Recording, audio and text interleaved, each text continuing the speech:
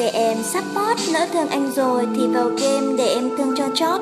Anh như là Van Helsing, em là Mina. Đứa nào muốn đọc đến anh thì nhượng đường tránh xa ra.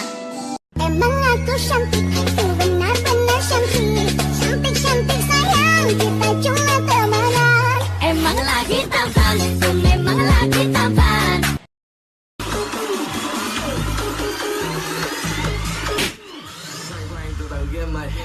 Có bị bơ vỡ hoài trời. Sao khoan hoài vậy anh?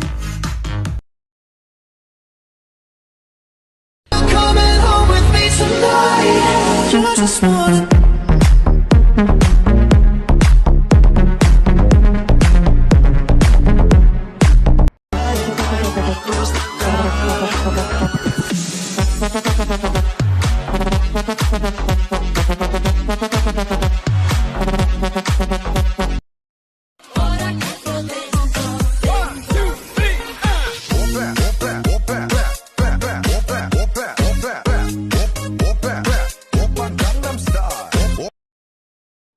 On the mix, Mr. Rice and Mr. Ref are club tie. On the mix.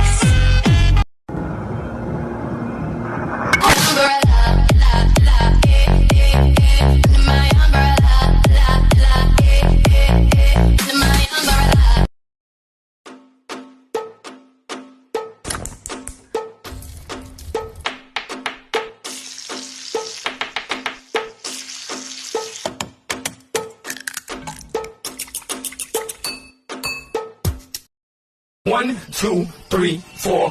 Uno, dos, tres, cuatro. One, two, three, four. Uno, dos, tres.